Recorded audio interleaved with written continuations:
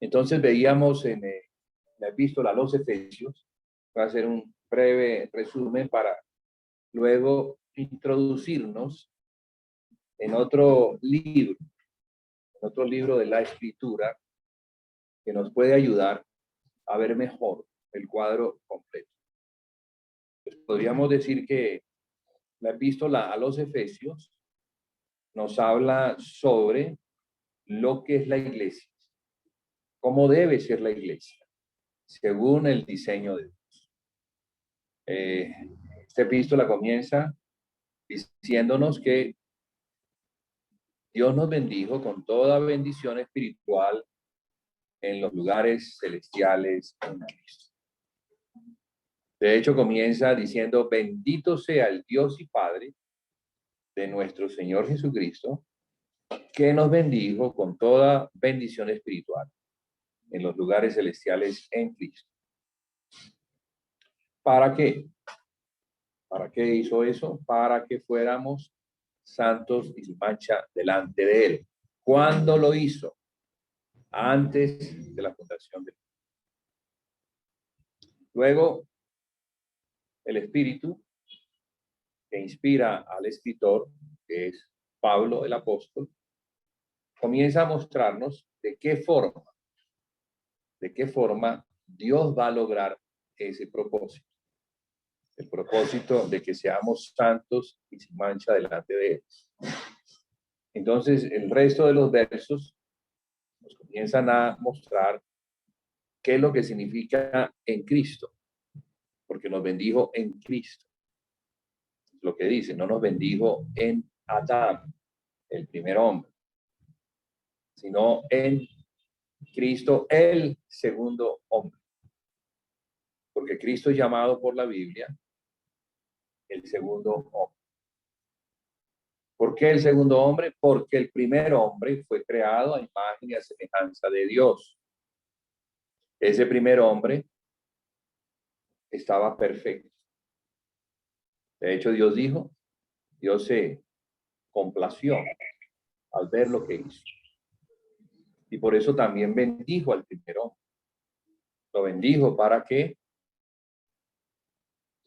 reinara, se enseñoreara sobre la creación. Y dice que este hombre, igual Dios creó, Él lo creó varón y hembra.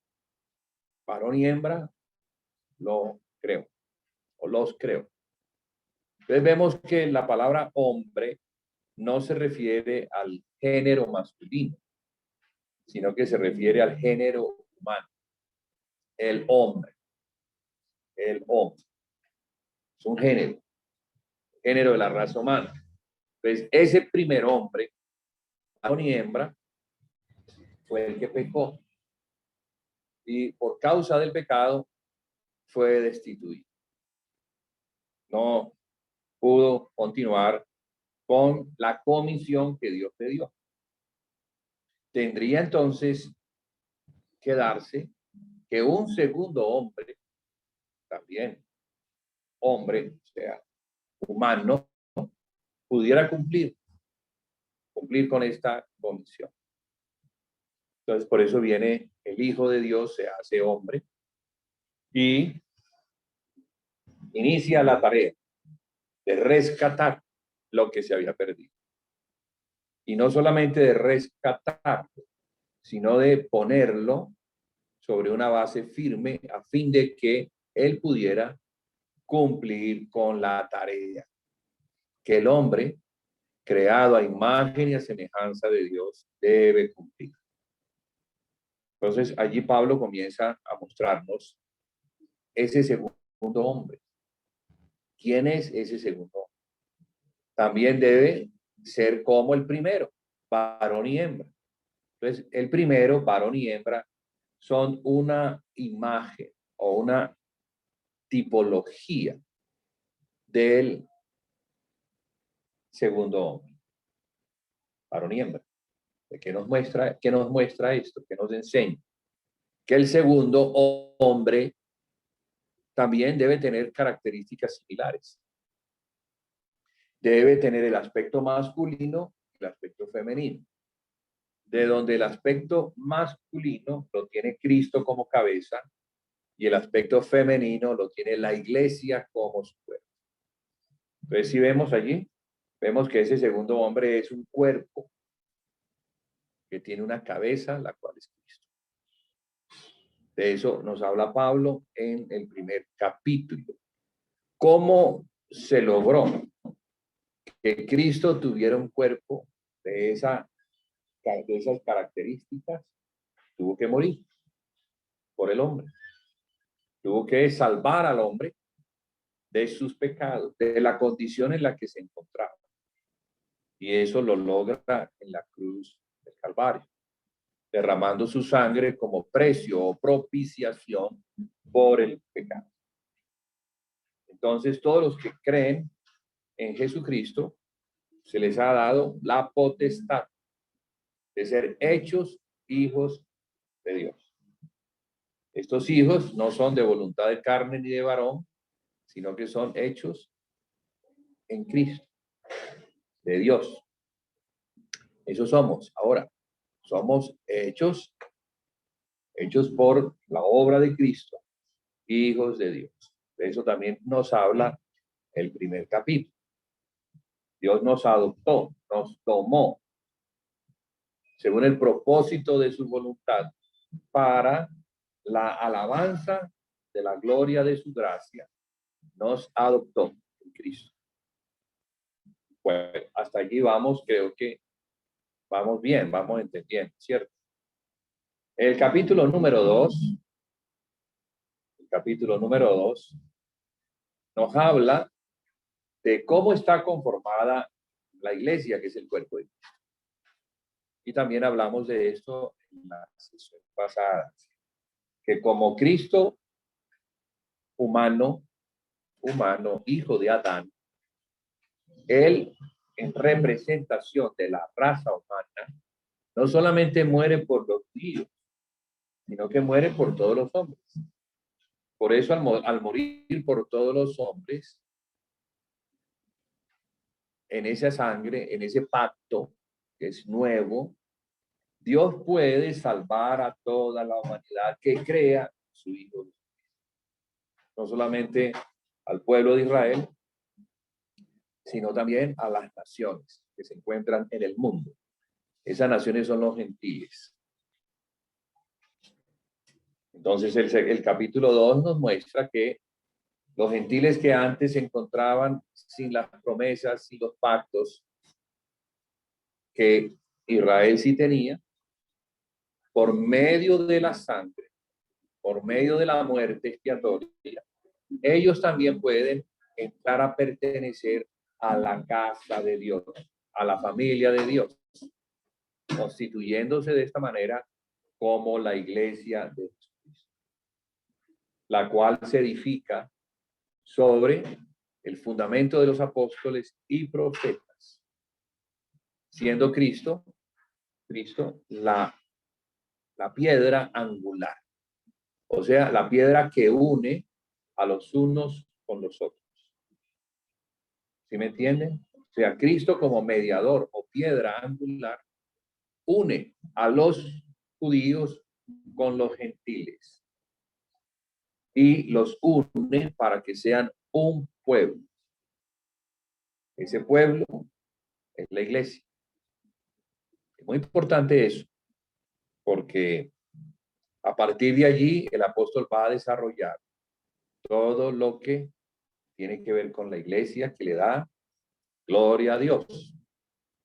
Entonces la iglesia glorifica a Dios en su obrar por lo que Cristo logró para ella en la cruz del Calvario, en la tumba, en las partes más bajas de la tierra, en su ascensión a las partes más altas del cielo donde está entronado y en su descenso por medio del Espíritu Santo, porque el Espíritu Santo Él lo envió para que fuera nuestra ayuda, nuestra consolación, para que nos llevara a toda la verdad y nos condujera a Cristo, nos preparara, nos limpiara, nos santificara, a fin de que la iglesia, en el egreso glorioso de Cristo, estuviera santa y sin mancha delante de Dios. ¿Se comprende? Entonces, hay algo que el Espíritu Santo hace, y es que para a la novia, para el novio. La iglesia no solamente es la casa o templo de Dios, no solamente es el cuerpo de Jesucristo, sino que también es la novia, porque el segundo hombre está conformado del aspecto masculino, Cristo, el aspecto femenino, la iglesia. Pues la iglesia viene a ser la esposa del Cordero. ¿Por qué el Cordero? Porque Cristo, como el Cordero, fue el que murió para lavar a la iglesia, comprarla para sí. Pues la iglesia le pertenece, porque él la salvó para que fuera ¿quién? Para que fuera su esposa. Esos aspectos son muy importantes en nuestro entendimiento sobre la iglesia. Ese es el capítulo 2. El capítulo 3 avanza un poquito más. O sea, en la medida en que avanzan los capítulos, vamos viendo con más claridad de qué forma Dios, por medio del Espíritu Santo, obviamente, por la obra de la cruz, va a lograr que la iglesia llegue a la estatura, a la madurez, a la plenitud. Entonces, capítulo 3 nos muestra algo importante en los versos 16 en adelante, y nos dice que Dios, el Padre, debe afectar, tocando nuestro espíritu. O sea, el espíritu es muy importante para que el espíritu, avanzando o creciendo, madurando, siendo afectado por ese poder que viene por la palabra, pueda permitirle a Cristo, que se encuentra en el espíritu, o el espíritu de Cristo, que se encuentra en nuestro espíritu, pasar a otro lugar, trascender, por así decirlo, romper una barrera que se encuentra, que es la barrera de la carne. Entonces pasa del lugar santísimo al lugar santo, que viene a ser nuestra alma o nuestro corazón, para que Cristo, que pasa desde al corazón, pueda, hermanos, el corazón que tenemos es tan importante para nuestra vida cristiana que si no es afectado por Cristo, nuestra vida cristiana va a quedar en el infantilismo, en la inmadurez, en la carne, como si no hubiera sucedido nada, como si, a pesar de haber nacido de nuevo y tener el Espíritu Santo de Dios en nosotros, no le permitimos, no colaboramos con él para que avanzara nuestro crecimiento en la fe. Entonces, por eso dice, para que habite Cristo por la fe en vuestros corazones. Lo digo ahora, en nuestros corazones. Ese habitar de Cristo por la fe tiene que ver con el conocimiento que podamos tener de él. Él no va a ser trasladado simplemente porque nosotros lo deseamos. Él es trasladado al corazón en la medida en que avanza nuestro conocimiento del Hijo de Dios. Pero como esta es una obra corporativa y de allí la mística, eso es lo que tenemos que ver. No podemos vernos como individuos, sino que tenemos que vernos como miembros del cuerpo De modo que el cuerpo es el que tiene que avanzar. Porque en la medida en que el cuerpo crece, los miembros que pertenecen a ese cuerpo también crecen. Miremos el cuerpo humano. En el cuerpo humano los miembros no crecen independientemente del cuerpo. Este dedito crece en la medida que el cuerpo crece. Entonces, el cuerpo es el que recibe el crecimiento, ¿verdad? Y se manifiesta en todos los miembros que crecen armoniosamente. No crece la cabeza primero y luego el tronco y las paticas quedan chiquitas. No hemos visto eso, ¿verdad? Si el cuerpo es natural. Aunque podemos ver fenómenos que nos muestran en eso, enanos o cabezones, que hay algo irregular. Puede existir un crecimiento anormal, irregular. Pero el crecimiento normal de un cuerpo es que todo crezca armoniosamente. Entendamos esa armonía o ese crecimiento del cuerpo de Cristo como que todos los miembros armónicamente se conectan para que según la actividad propia que hay en cada miembro, se ayuden mutuamente y de esa manera reciban el crecimiento. Y ese crecimiento va a llegar hasta que lleguemos a la plenitud de algo. Esa plenitud es el amor de Dios. Porque el hombre natural tiene un amor, es natural. Con ese amor ama. Ama a su familia, el hombre ama a su esposa, la esposa ama a su esposo, los esposos aman a sus hijos, los hijos aman a sus padres, las personas aman a sus amigos y así. Pero es natural. Ese amor natural tiene que ser cambiado por un amor superior. Un amor que es el de Dios. Es un amor más alto, es celestial. Y que fue demostrado en la vida del Hijo de Dios. Entonces, el Hijo de Dios, que es Jesús, el Cristo, vivió demostrando el amor de Dios. Él se dio, él se entregó. Primero porque amaba al Padre. Y amando al Padre le obedeció hasta la muerte. Porque el Padre lo envió a morir. Y lo envió a morir porque tanto amó al hombre que envió a su Hijo. ¿Para qué? Para que en la muerte de su Hijo el hombre pudiera ser salvado. O sea, ese es el amor de Dios, que es capaz de entregar a su único Hijo para que el mundo que estaba perdido fuera salvado.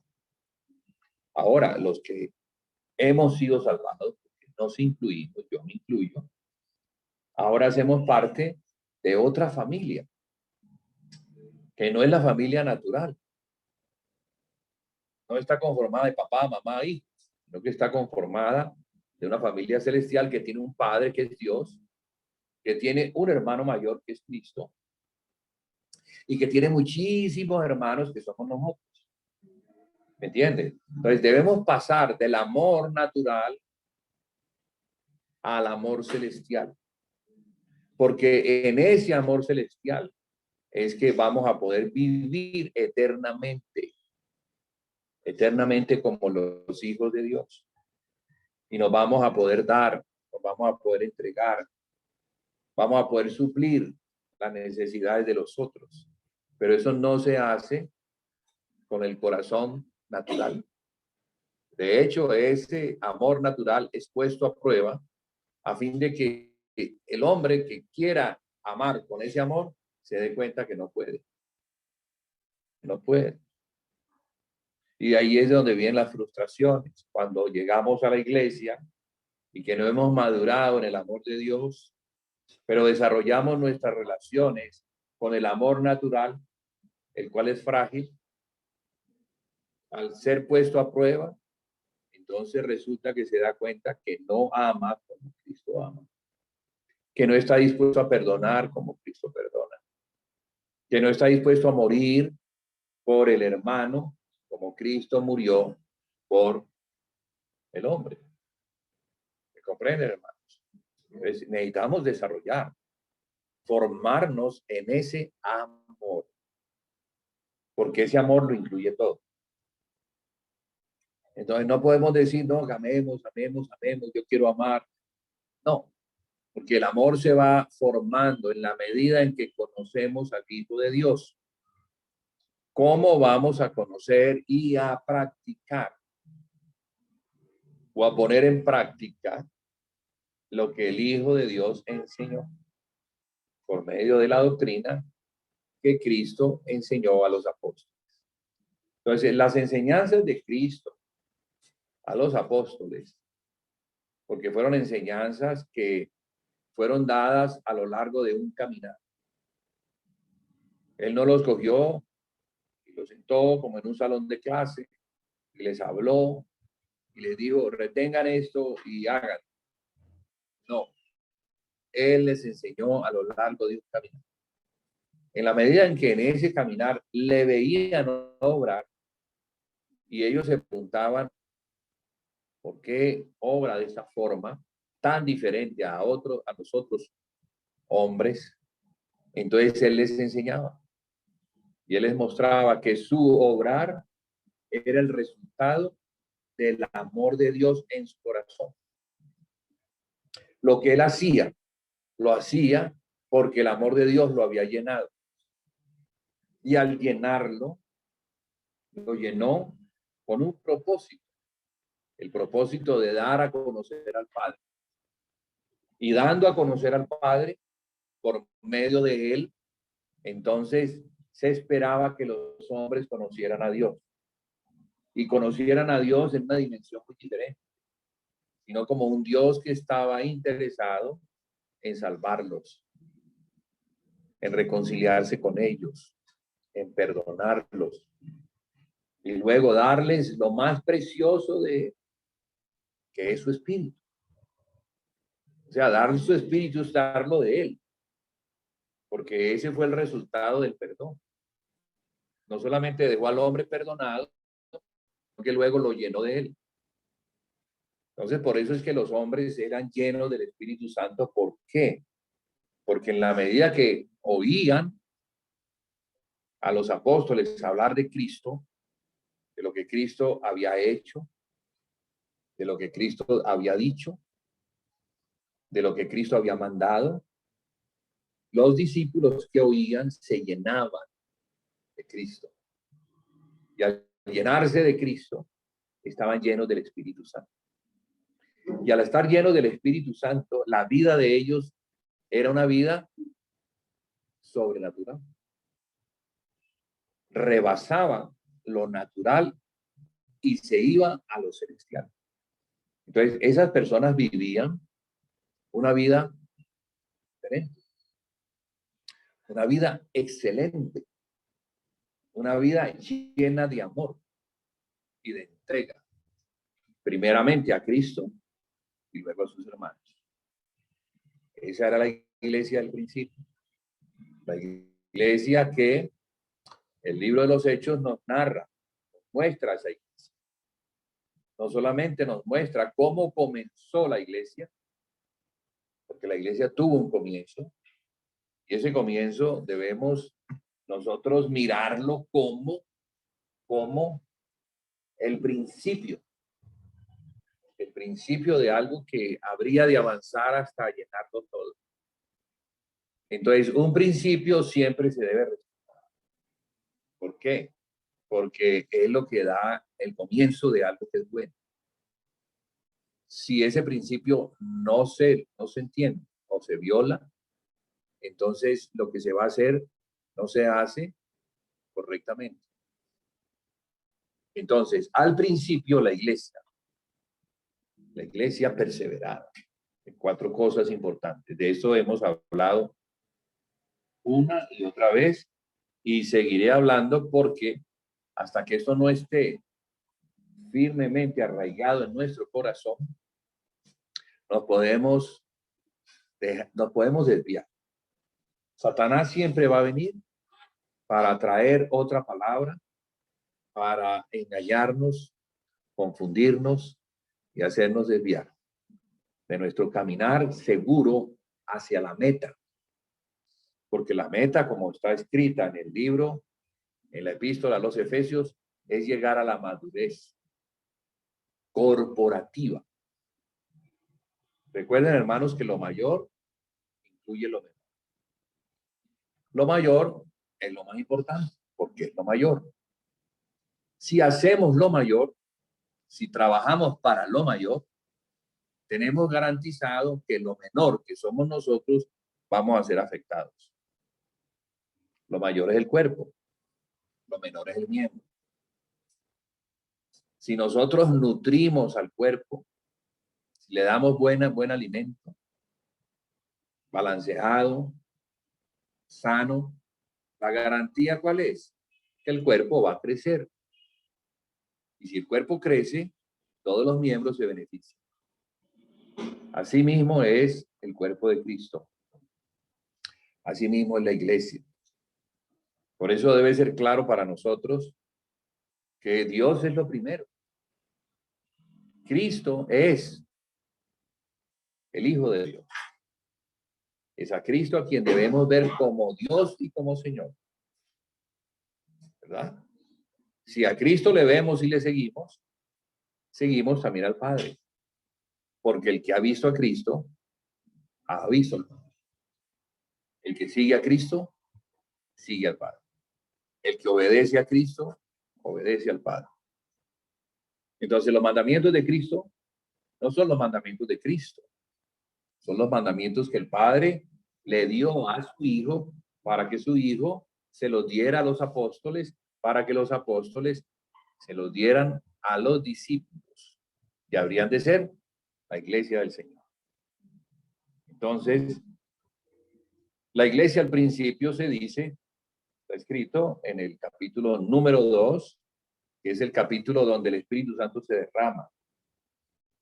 Y donde al ser derramado el Espíritu Santo, la iglesia comienza a tener la facultad, digámoslo así, el poder de moverse en el Espíritu Santo.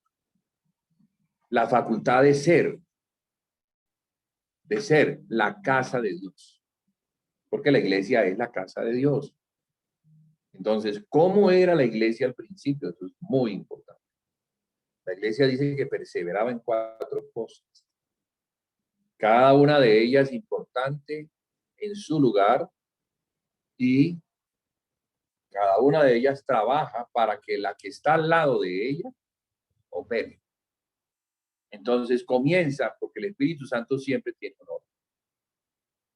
Este es el orden que el Espíritu Santo quiso poner. ¿Comienza con qué? Con la doctrina de los apóstoles. Porque eso es lo primero. La doctrina de los apóstoles viene a ser la base o fundamento sobre el cual la iglesia se edifica. Para los constructores es muy importante antes de construir establecer un fundamento. Pero también es importante establecer ese fundamento sobre roca. No van a establecer ese fundamento sobre arena, porque la arena se mueve. La arena se mueve, sí.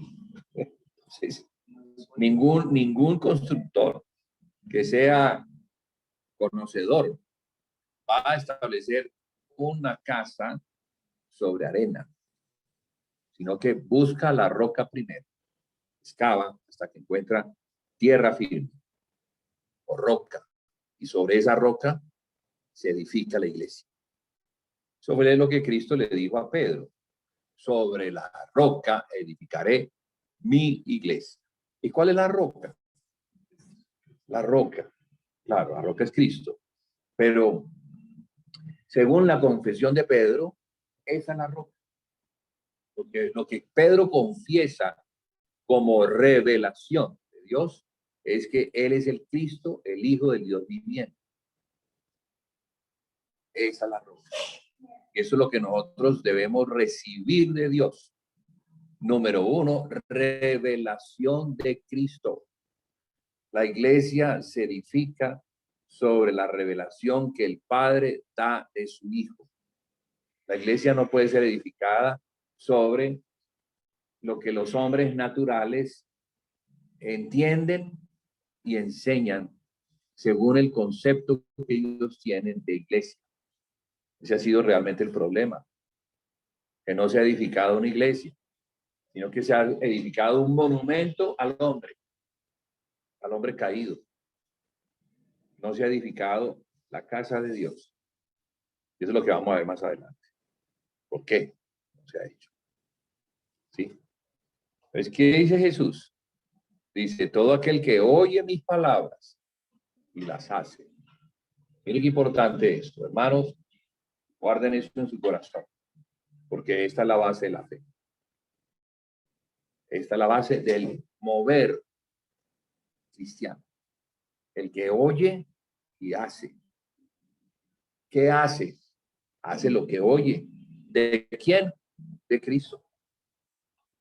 Entonces debemos conocer a Cristo y obrar en consecuencia. Esa es la fe.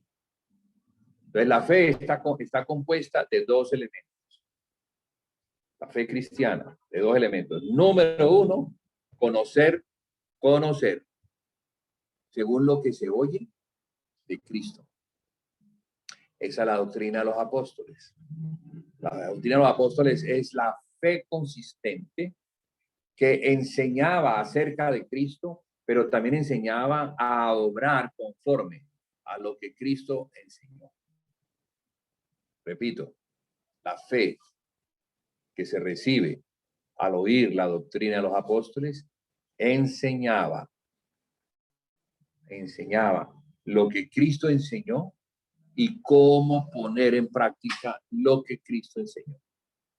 Entonces, esa enseñanza que se tradujo doctrina, en realidad era una didáctica, una enseñanza didáctica. Didáctica, ¿sabe lo que es didáctica? Bueno, los maestros hoy en día enseñan de una manera didáctica. ¿Para qué? Para que lo que recibe la persona lo pueda poner en práctica.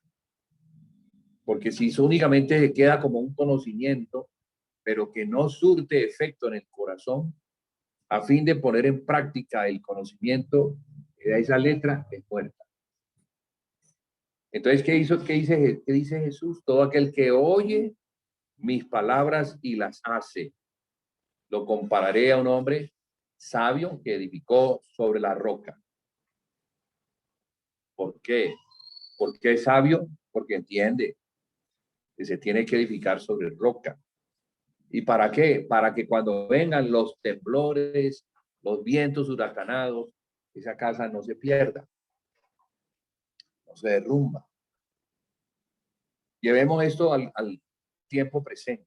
Si no hemos edificado lo que hemos hecho sobre esa roca que es Cristo, ¿qué va a suceder cuando vengan los revisones?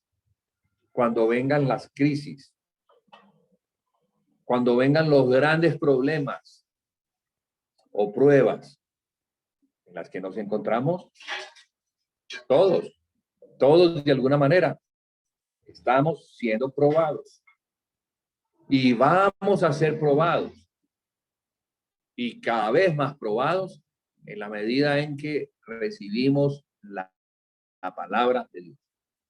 Cuando recibimos una palabra, esa palabra para que sea consistente, para que se convierta en algo firme, esa palabra tiene que ser probada. Y Dios le permite a Satanás el hacer la prueba. Entonces, cuando estamos en pruebas, créanme, hermanos, que Satanás está allí. Satanás está allí como el opositor de Dios. ¿Para qué? Para destruir nuestra fe. Para que eso que hemos oído se pierda. Pero si estamos atentos, si creemos que lo que Dios me ha dicho es verdad, entonces vamos a mantenernos firmes y vamos a perseverar. hasta que algo sucede. Cuando perseveramos en aquella prueba, Satanás entonces dice, no, con ese no pude. Y nos deja tranquilos. ¿Sí me están entendiendo, hermano? Cuando estemos en pruebas, acuérdese de lo que yo les estoy diciendo. ¿Por qué estamos en pruebas? Porque hemos oído algo de Dios. Entonces, muy seguramente después de esta reunión en la que hemos oído algo, viene otra reunión. Y es una reunión con el diablo. El diablo se va a reunir con nosotros. Y va a remover todo. A ver si de verdad estamos haciendo lo que Dios me ha mandado a hacer. Lo que Cristo me ha mandado a hacer. ¿Qué es lo que hay que hacer, hermano? ¿Qué es lo que hay que hacer? Hay que hacer un edificio. Hay que construir una casa. Esa es la obra. Ese es el capítulo 4 del libro de los Efesios. Dice que el Señor, cuando ascendió de los lugares más bajos, porque allá fue, después de que murió, allá resucitó con gran poder. Y en su ascenso, ya él, como espíritu vivificante, porque ascendió en un cuerpo de gloria diferente al cuerpo que tenía antes de su muerte, puede repartirse, puede repartir todo lo que hay en él, lo puede entregar. Y se lo entrega a los humanos que creen en él, a los hombres que creen en él. Entonces, a algunos los constituye en apóstoles, a otros los constituye en profetas, a otros los constituye en evangelistas, a otros en pastores y maestros. ¿Está entendiendo, hermano? O sea que los dones de Cristo son impartidos en hombres que son dones a la iglesia. Son regalos. Cristo es nuestro regalo, por gracia. Él se da todo completico. Pero no se da todo completo en un hombre, sino que se reparte en 5 ministerios que son supremamente importantes para que todo lo de Cristo sea impartido a los santos que al recibir de ellos son capacitados, como si la unción de Cristo que fue derramada hacia ellos comenzara a fluir hacia los santos que al recibir esa unción como poder y equipamiento, ellos puedan hacer la obra del ministerio, que es la edificación del cuerpo de Cristo. Entonces, esa es la obra. Fíjese. ¿De dónde parte? De lo que Cristo nos enseña. Todo aquel que oye mis palabras y las hace. ¿Lo compararé a quién? A un hombre prudente que edificó su casa sobre la roca. ¿Cuál es la casa? La iglesia. ¿Sí? ¿Cuál es la roca? Cristo. Entonces, mire que todas las palabras están correlacionadas. Jesús las enseñó por medio de parábolas, es una parábola, un hombre edificando sobre la roca, aunque es una realidad, pero nos está hablando de el hombre prudente que debemos ser. ¿A fin de qué? A fin de oír y hacer, porque si oímos y no hacemos, en realidad somos necios. Necios, comparados con un hombre que edifica su casa sobre la arena. Para poder edificar la casa de Dios, se edifica con la fe de Cristo. Y dice, hasta que lleguemos a dónde, porque hay una meta que debemos alcanzar. Y la meta es la unidad de la fe. ¿Qué significa la unidad de la fe? ¿Por qué llama unidad de la fe? Porque la fe tuya y mía, tiene que ser la misma. Tiene que ser la misma. ¿Cuál fe? La fe en Cristo. ¿Por qué hoy en día hay tantas divisiones? ¿Por qué la iglesia está desparramada por todas partes? Porque no se tiene unidad en la fe. Algunos creen esto, otros creen esta otra cosa, otros creen esta otra cosa. Entonces, según lo que se crea, así hay grupos que edifican lo que consideran sobre lo que ellos creen. Pero son partecitas de Cristo. Esas partecitas de Cristo no son el total, sino que son partes.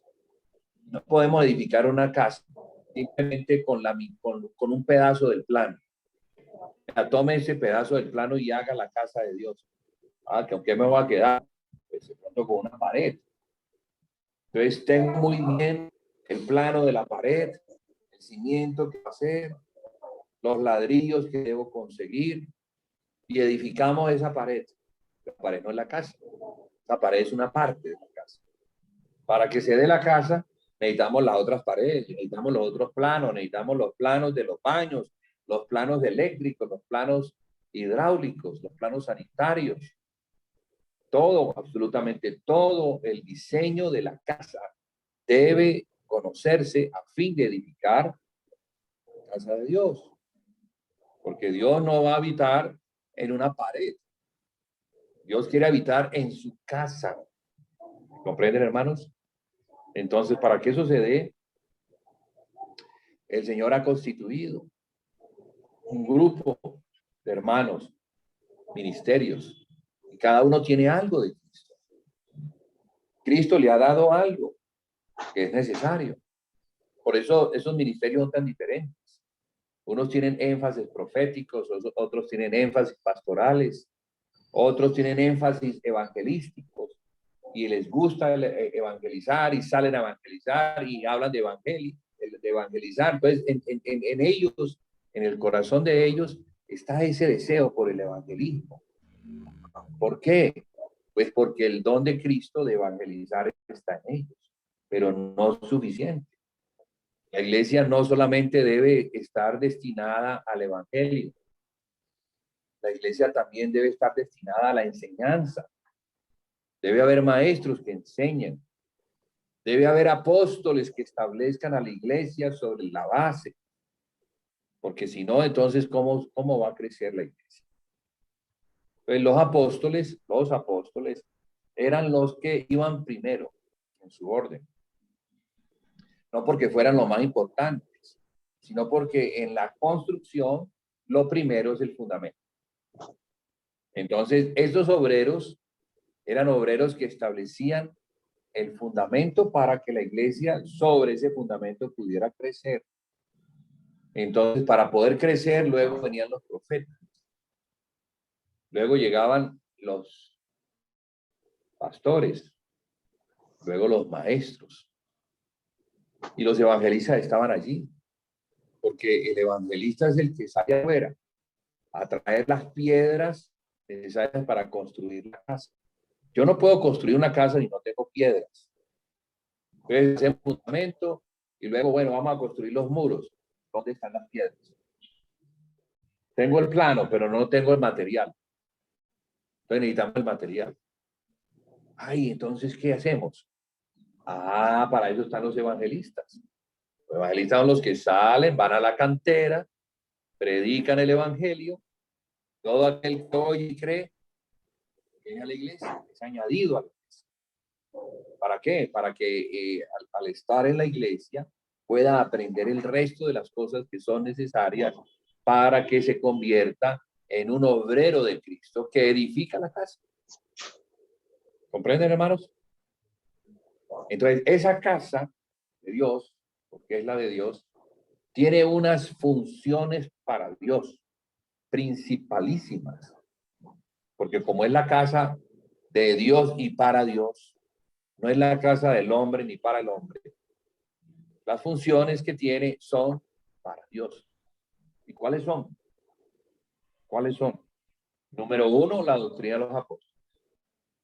Y el hermano Iván Darío nos estuvo hablando la semana pasada que estuvo sobre el arca. Sobre el arca. Primero, cómo es que el arca se lleva. Cómo la llevan los levitas o sacerdotes. Porque el arca tiene que ser llevada por hombres, no por maquinarias. El arca nos habla de Cristo. El arca es la presencia de Dios. Sin el arca, la presencia de Dios no está. ¿Y quién es el que trajo la presencia de Dios? Cristo. Cristo es el que tabernaculizó. Y Cristo dijo, el que me ha visto a mí, ha visto al Padre. Entonces, Cristo es el arca. Y a Cristo no se le puede llevar en una maquinaria. A Cristo se le tiene que llevar sobre los hombros de los sacerdotes. Y esos sacerdotes vienen a ser los ministerios que llevan a Cristo y lo presentan para que los santos le conozcan. Si yo no conozco a Cristo, ¿cómo entonces se pretende que vamos a edificar una casa para Dios? Si Cristo es el modelo. Entonces, la doctrina de los apóstoles nos habla de Cristo, que nos hablan de Cristo, nos llevan al conocimiento del Hijo de Dios, nos llevan a la fe, para que en esa fe todos estemos unánimes. Esa fe no solamente nos da el conocimiento del Hijo de Dios, sino que nos lleva a reunirnos alrededor del Hijo de Dios. Por eso es que se dice que ellos estaban juntos y unánimes. Juntos. La iglesia no es un asunto que se experimente o se viva de una manera mística, de una manera virtual. No. Aunque tenemos los medios virtuales y que sirven estos tiempos de dificultad, de confinamiento, no podemos quedarnos con el medio virtual, porque el medio virtual es a la distancia. Claro, tenemos hermanos que viven en Estados Unidos y que participan de estas reuniones, una hermana que vive en Barranquilla que participa, una hermana que vive en Nueva York que participa, otra hermana que vive en Antioquia que participa, y así algunos hermanos que no viven en Cali, por medio de Zoom, que es un vehículo virtual, pueden participar en el oír. Y en el oír, ellos tienen que poner en práctica luego. ¿En dónde? En el lugar donde ellos viven. Porque el lugar donde yo vivo es el lugar donde están los santos. Es el lugar donde yo me veo cara a cara con cada uno de mis hermanos. El lugar donde puedo poner en práctica amor. El lugar donde puedo poner en práctica paciencia. Donde puedo poner en práctica la generosidad. Porque todo eso que es el fruto del Espíritu Santo, formar cuando yo estoy cara a cara con mis hermanos. Cuando yo los tengo que amar como Cristo los amó. A pesar de mi hermano y a pesar de mí. Porque no somos iguales. Somos muy diferentes. Y bastante diferentes, diría. En cultura, en todo. Algunos han ido a colegio, otros no han ido a colegio. Algunos ni siquiera saben leer, pero son mis hermanos. Otros son pobres, otros son ricos, otros son hermanos. Unos emplean a otros, entonces son empleadores, otros son trabajadores del que emplean, pero son hermanos. Entonces debemos aprender a vivir. No importa la posición que tengamos, debemos tratarnos como hermanos. ¿Entiende? ¿Por qué? Porque tenemos el amor de Cristo. El amor de Cristo ha hecho de nosotros una familia. Entonces, en esa familia no vemos el color de piel, no vemos de dónde naciste, cuál es tu sangre, tu familia, si eres hijo de un rey o eres hijo de un esclavo. No. En Cristo, todo eso desaparece. Ah, que yo soy judío. Entonces, como soy judío, tengo unas costumbres. Ah, que yo soy gentil, y como soy gentil, tengo otras costumbres. Eso desaparece. No podemos traer las costumbres y meterlas dentro de la casa de Dios, porque esas costumbres, que no son las mismas de mis hermanos, traen división. No hay sino una costumbre, que es la costumbre del reino de Dios. Esa es la costumbre. Entonces, ¿qué hacía la iglesia? La iglesia se reunía como hermanos, oían la doctrina de los apóstoles, que era presentar a Cristo, y al oír esa doctrina, ellos se llenaban del Espíritu. Y al estar llenos del Espíritu, el amor, un amor diferente, florecía. Se amaban como Cristo es capaz de amar. Así estando establecido, entonces podían tener comunión unos con otros. Por eso dice después de la doctrina, lo segundo, comunión de unos con otros. También perseveraban en esto.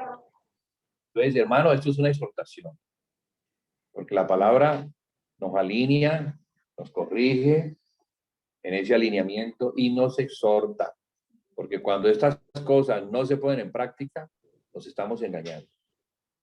Estamos creyendo que somos cristianos porque tenemos la chapa de cristiano, pero el cristiano en realidad, ese nombre se lo pusieron en Antioquía a los que decían seguir a Cristo. Entonces, nosotros no, más que cristianos somos el discípulo de Cristo, ¿verdad? Yo prefiero ser llamado discípulo de Cristo que ser llamado un cristiano. Porque el nombre cristiano se ha perrateado mucho. Muchos se dicen cristianos, pero no son discípulos. En realidad, cristiano es el que es discípulo. Debemos entender eso. Pero la Biblia habla de discípulos. ¿Quién es un discípulo? Discípulo es el que tiene un maestro al cual sigue y le obedece. Hermanos, creo que hay por allí unos micrófonos abiertos. Por favor, lo cierran porque está interrumpiendo. Hermanos, Javier tiene su micrófono abierto.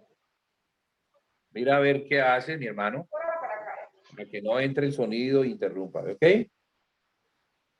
Bueno, discípulos, hermanos. Discípulo el que sigue a un maestro y lo sigue hasta donde el maestro va. Entonces, si el maestro va a la cruz, él le sigue hasta la cruz. El discípulo de Cristo. Estamos hablando de la iglesia, estamos hablando de aquellos que siguen a Cristo, porque Él es el que nos está llevando a un lugar. Él nos está llevando paso a paso a ese lugar que es donde está el Padre. Él es el camino, la verdad y la vida. Entonces, primero es el camino. Entonces, Él nos lleva por su camino. ¿A dónde? A la verdad. Porque teniendo la verdad, podemos llegar a la vida, donde está la presencia de Dios. Pues en el tabernáculo había 3 puertas. Una puerta llamada el camino, que es la primera, que daba acceso al atrio. Es la primera puerta que me lleva al atrio. En el atrio yo me encuentro con un altar de sacrificio y con un lavacro. Y eso es lo que la iglesia en principio debe conocer en ese lugar, en ese camino que me lleva a lo principal o a lo básico, digámoslo así, no lo principal, sino a lo básico. Un altar de sacrificio que me muestra a Cristo dándose por mí. Y un lavacro que me muestra a Cristo lavándome a mí. Entonces yo tengo que identificarme con la muerte de Cristo y con la santificación que Cristo provee para mí por medio de su palabra y el Espíritu Santo. Eso es el lavacro. Es de bronce. Los muebles que están en el atrio son de bronce, que hablan de juicio. Porque en ese juicio yo me tengo que examinar. ¿A fin de qué? A fin de ser encontrado perfecto. Cuando yo estas cosas no las conozco, entonces no soy perfecto. Y cuando no las pongo en práctica, pues tampoco soy perfecto. Entonces el altar habla de sacrificio, habla de muerte, habla de cruz, habla de seguir a Cristo, camino. Por eso el Señor dijo, el que quiera venir en pos de mí, niéguese a sí mismo, tome su cruz y siga. Entonces lo primero es eso, hermano Mauricio. Lo primero, entender que si yo no me niego, entonces no voy a poder seguir a aquel que es mi Señor. Debo negarme a mí mismo. ¿Qué significa eso, negarme a mí mismo? Importante eso, muy, muy, muy importante. Es básico, es básico. Dentro de mí existe una actividad que está en el alma. Esa actividad se llama carne, la carne. Fíjese que en el alma tenemos algo que podríamos decir que precioso es. En el alma. En el alma tenemos una capacidad para registrar pensamientos, ideas, enseñanzas, cosas que aprendemos. Tenemos memoria. La memoria es algo muy importante porque en la memoria guardamos. La memoria es un sitio donde registramos aquellas cosas que consideramos importantes. Si no tuviéramos memoria, estaríamos realmente perdidos. Pero por cuanto la tenemos y está en el alma, allí en un lugar donde podríamos decir está el pensamiento, porque de allí se generan pensamientos, se generan ideas, se generan visiones. O sea, yo conforme a lo que recibo, aprendo, voy generando dentro de mí un deseo, una visión, algo que me parece que podría ser. Eso está en el alma. Y eso está conectado con la emoción, que es propia del alma o del corazón. En esas emociones yo comienzo a sentir pasión por algo.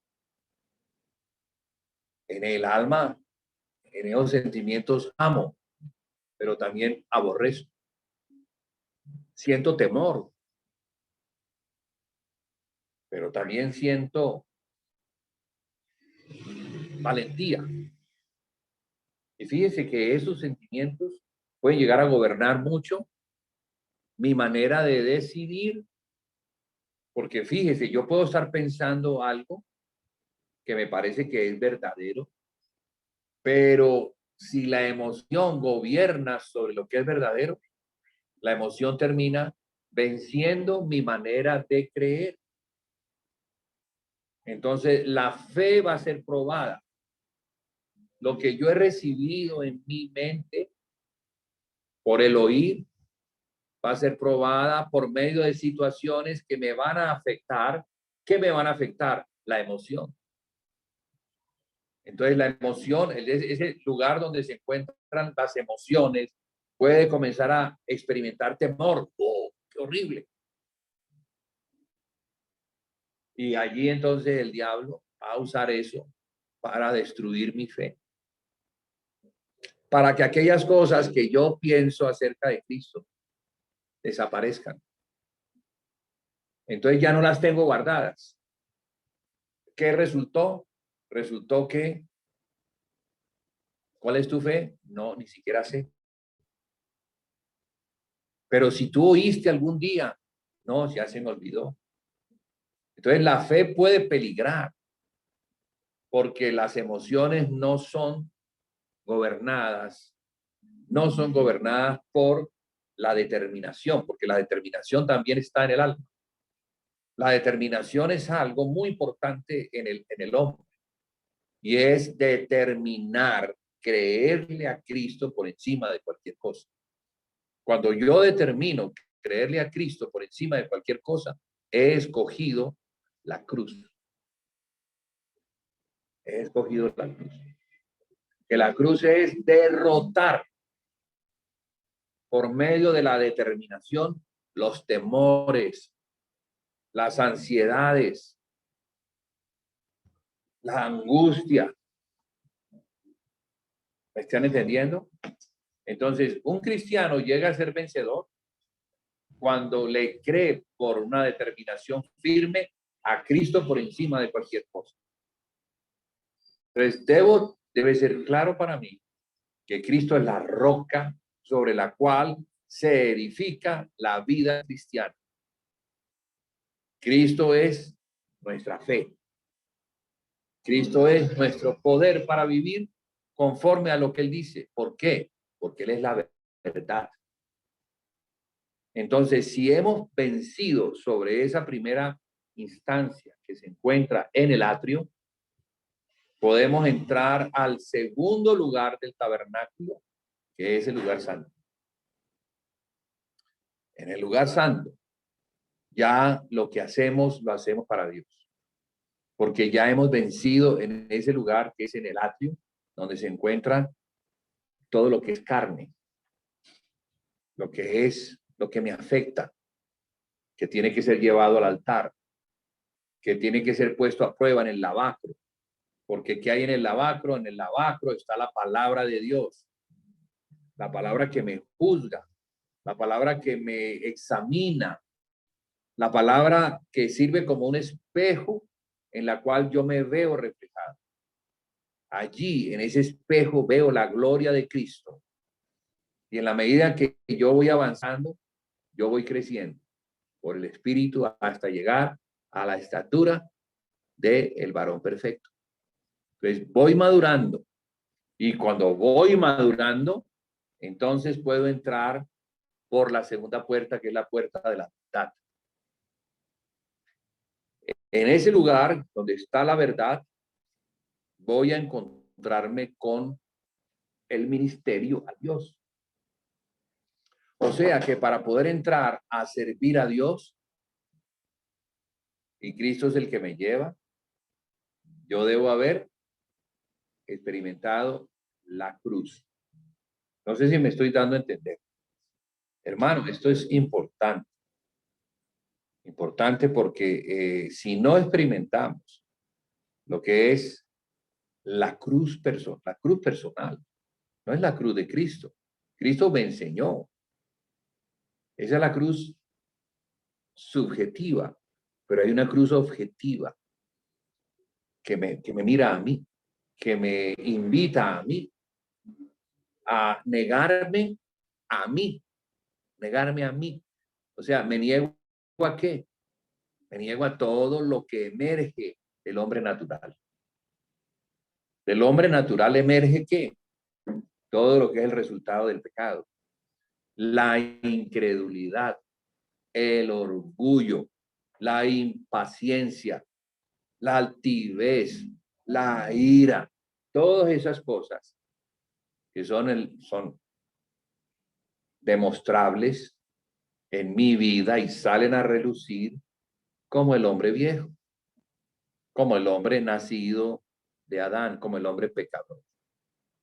Entonces Jesús vino a derrotar por medio de la cruz a Satanás y me enseña de qué forma yo también puedo derrotar a Satanás, que es el que quiere vencerme a mí en las pruebas para que no avance, no crezca, no madure, no pueda llegar a ser un vencedor.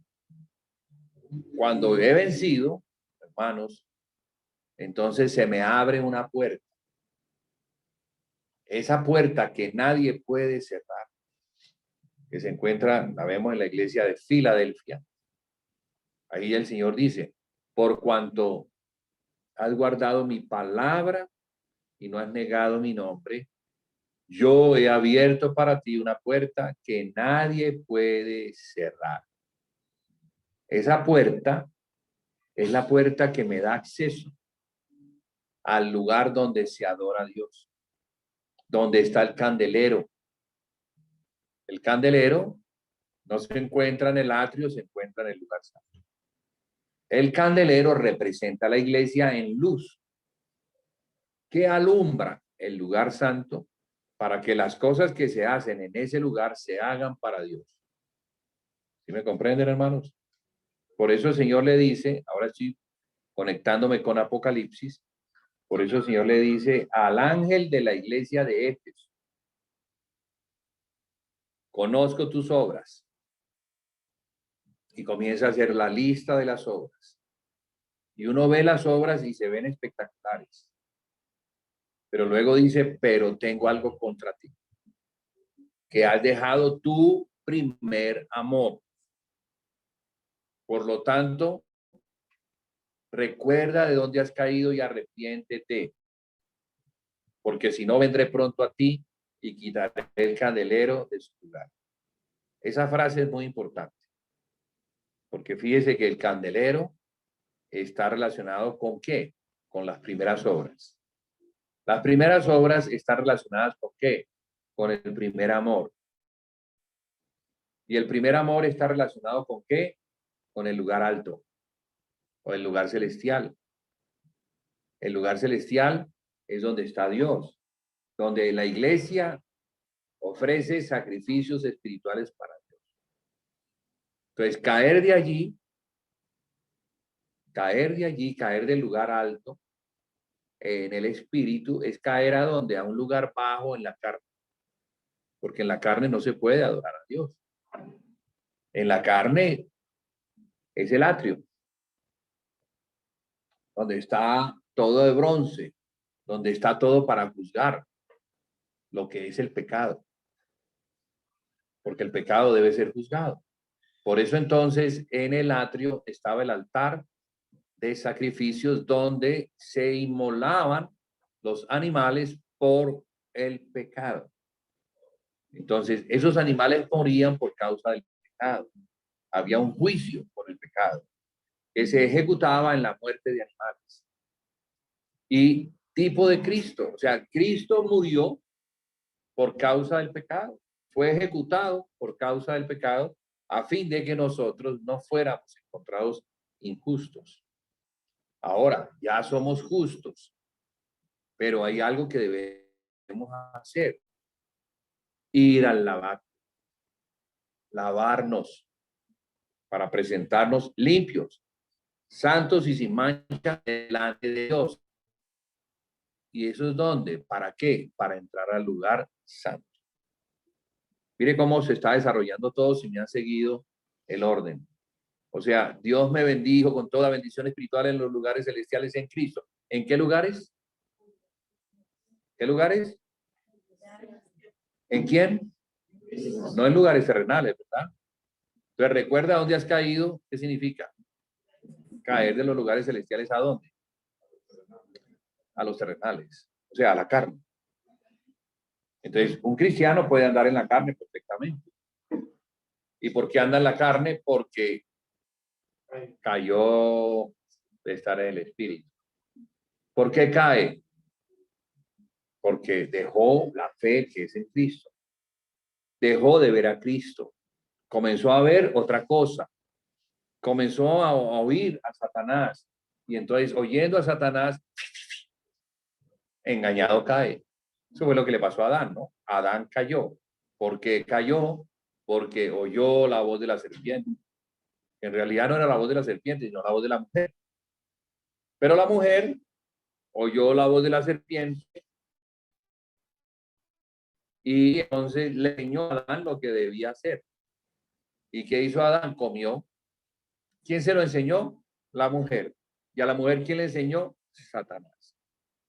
Hay que tener cuidado. Cuando llegamos a este punto, entonces yo hago algunos comentarios que hay que saberlo registrar. Porque el varón es el varón, la mujer es la mujer. El varón es la cabeza, la mujer oye al varón, no al contrario. Si la cabeza oyera al cuerpo, ¿qué es lo que pasa? ¿Qué pasa cuando la cabeza oye al cuerpo? Me duele la mano, tengo hambre, tengo sueño, estoy cansado. ¿Sí es así? ¿Alguno ha oído al cuerpo decir esas cosas? ¿Alguno ha oído? A toda hora. Tengo hambre. ¿Quién es el que está hablando? El cuerpo y la cabeza registra. Tengo sueño. Entonces le obedecemos al cuerpo todo lo que dice. No tenemos dominio propio para decirle al cuerpo, ¿tienes hambre? Pues te vas a esperar porque estoy ayunando. ¿Tienes sueño? Pues te vas a esperar porque estoy en una comunión con el Señor. ¿Estás cansado? Pues quiero avisarte que vamos a seguir trabajando en pos de Cristo. Entonces vamos a conductando al cuerpo para que el cuerpo se convierta en mi siervo y no al contrario. El cuerpo está para que me sirva. Y cuando mi cuerpo me sirve es porque yo estoy llevándolo a la cruz. Otra manera de llevar todo mi ser a la cruz. ¿Sí me están comprendiendo, hermanos? No se me distraigan, que veo algunos distraídos y luego, entonces, en una desconexión, de pronto se pierde el resultado final. Porque ¿a dónde vamos? A un resultado final, que es una edificación. Pues la iglesia, la casa, no se puede edificar porque es para Dios en la carne. Recuerda dónde has caído y arrepiente y ve ya las primeras obras. Si no, vendré pronto a ti y quitaré el candelero de su lugar. Era una amonestación, una fuerte exhortación a la iglesia, porque ya no hacía lo que hacía al principio. Recuerda dónde has caído y ve ya las primeras obras. ¿Cuáles eran las primeras obras, hermanos? ¿En dónde encontramos las primeras obras de la iglesia? En el libro de los Hechos. El libro de los Hechos es el libro de las obras. Son las obras del Espíritu Santo enseñándole a la iglesia por medio de los apóstoles. Entonces son las obras del Espíritu Santo, son las obras de los apóstoles, son las obras de la iglesia, que es la obra de Dios dada a Cristo para que la iglesia también, como el cuerpo de Cristo, obre y haga lo que la iglesia debe hacer para Dios. Entonces, lo que ellos hacían, esas cuatro cosas, la doctrina de los apóstoles, la comunión de unos con otros, daba como resultado algo. Y el resultado es que ellos podían ir a partir el pan. ¿Por qué es importante las dos primeras? Porque cuando no entendemos y no vivimos por ignorancia o porque no hacemos, no podemos discernir el cuerpo de Cristo. Hay que discernir el cuerpo de Cristo. Porque sin discernir el cuerpo de Cristo, sin entender el cuerpo de Cristo, no podemos sentarnos en la mesa, que es la mesa de Cristo, a comer el pan y a beber la copa. Eso es lo que el apóstol Pablo les dice a los corintios. Ustedes no disciernen el cuerpo de Cristo. ¿Y por qué no lo disciernen? Pues porque ustedes están divididos. Ustedes no saben lo que es el cuerpo de Cristo. Ustedes creen que pueden seguir a Pablo sin seguir a Pedro. Ustedes creen que pueden seguir a Pedro sin seguir a Apolos.